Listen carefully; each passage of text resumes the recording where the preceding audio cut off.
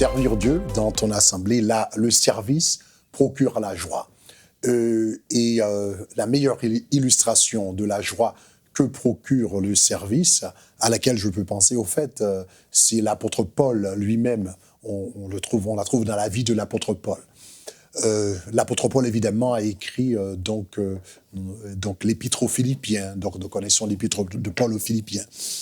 Dans le Nouveau Testament, ce petit livre de 4 chapitres, dans ce petit livret de 4 chapitres, donc nous voyons le concept joie paraître dans 14 versets. Donc parfois, on appelle l'épître aux Philippiens l'épître de la joie.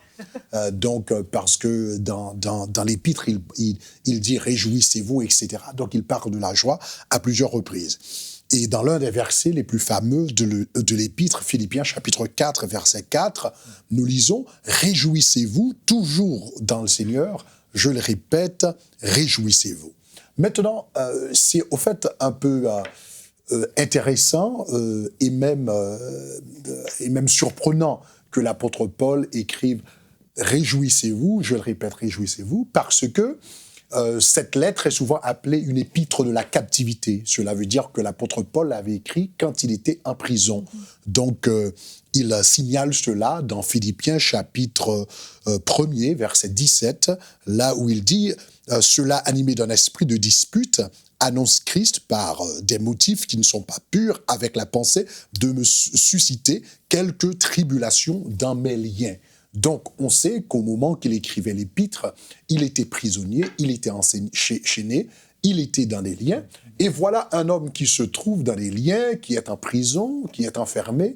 Il écrit à ceux du dehors, il écrit aux chrétiens de Philippe, « Réjouissez-vous », je le répète, « Réjouissez-vous ». Donc, il semble qu'on aurait dû avoir l'inverse, au fait. Ça aurait dû, les chrétiens de Philippe, voyant les misères de l'apôtre Paul, son incarcération, etc., qui auraient dû dire à l'apôtre Paul, réjouissez-vous. Donc, mais c'est plutôt l'apôtre Paul qui est en prison, qui est en train d'écrire à ceux qui sont en liberté, apparemment qui sont beaucoup plus fortunés que lui, et il est en train de leur dire, réjouissez-vous, je le répète, réjouissez-vous. Alors on se demande, où a-t-il trouvé cette joie? Quelle était la source et l'origine de cette joie? Nous avons quelques indices de réponse. Premièrement, dans Philippiens, chapitre 1er, les versets 12 et 13, là où il dit « Je tiens à ce que vous sachiez, frères et sœurs, que ce qui m'est arrivé a plutôt servi à la cause de l'Évangile. » Donc, il a dit que mon emprisonnement a servi à la cause de l'Évangile. Et à la fin de l'épître, dans Philippiens chapitre 4, le verset 22, il précise exactement ce qu'il veut dire quand il dit « ça a contribué au bien de l'Évangile ». Il a dit « tous les saints vous saluent ». Donc, il faut vous rappeler, il n'était pas là à l'église, il n'était pas dans une église, il était dans une prison.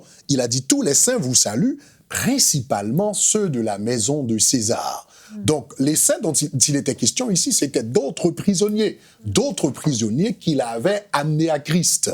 Et il ajoute principalement ceux de la maison de César, c'est une expression qui désigne les soldats romains. Donc, il était en prison, il a amené les autres prisonniers à connaître le Seigneur, il a amené des soldats romains à connaître le Seigneur, et parce qu'il faisait le travail de Dieu dans sa prison, il était rempli de joie.